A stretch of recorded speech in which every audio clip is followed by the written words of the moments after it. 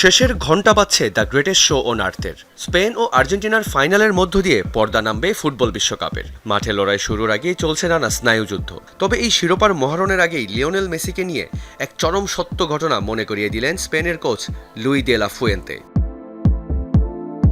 ঘটনাটি তখনকার, যখন ফুয়েন্তে ছিলেন সেভিয়ার যুব দলের কোচ। বার্সেলোনার যুব দলের বিপক্ষে ম্যাচ।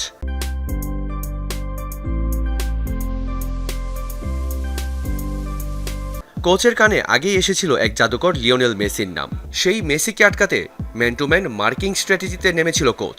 ম্যাচের 70 মিনিট পর্যন্ত স্কোর লাইন 0-0। কোচের ট্যাকটিক্স সফল। কিন্তু এরপরই ঘটল আসল টুইস্ট। মেসিকে যে ডিফেন্ডার মার্কে রেখেছিলেন তিনি খেয়ে বসলেন একটা হলুদ কার্ড। লাল কার্ডের ভয়ে কোচ তাকে মাঠ থেকে তুলে নেন। আর ঠিক তখনই শুরু হলো মেসির আসল তাণ্ডব। পরের মাত্র 15 মিনিটে মেসি একাই সেভিয়ার জালে ঢুকিয়ে দিলেন 4টি গোল। এবারও ফাইনালের প্রতিপক্ষ সেই মেসি, যাকে নিয়ে বেশ সতর্ক থাকবেন স্পেনের কোচ। এর মানে কি আমরা ফাইনালে মেসিকে ম্যান টু ম্যান মার্ক করব? কখনোই না।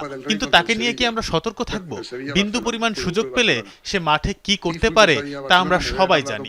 তবে ওদেরও আমাদের খেলোয়াড়দের নিয়ে ভয় থাকতে হবে।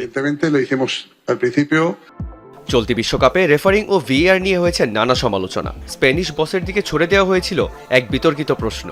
আর্জেন্টিনা নাকি ডার্টি গেম খেলছে, ছলে বলে কৌশলে ম্যাচ জেতাই নাকি তাদের কাজ। কিন্তু এই জঘন্য দাবি উড়িয়ে দিলেন স্পেনের মাস্টার মাইন্ড। দয়া করে এইসব পাগলামো কথা বলা বন্ধ করুন। যে দলটা back to back Copa champion, বিশ্ব চ্যাম্পিয়ন, ফিনালিসিমা জয়ী, ইতিহাসে এমন কীর্তি কেউ দেখায়নি। স্কালোনির এই দলের প্রতি আমার কেবলই অগাধ শ্রদ্ধা। পরিষ্কার বার্তা স্প্যানিশ বসের। মাঠের বাইরে যতই বিতর্ক থাক, মাঠের লড়াইয়ে বিশ্বজয়ীদের এক চুল ছাড় দিতে নারাজ স্প্যানিশ জায়ান্টরা। রিয়ান রাফতি, যমুনা স্পোর্টস।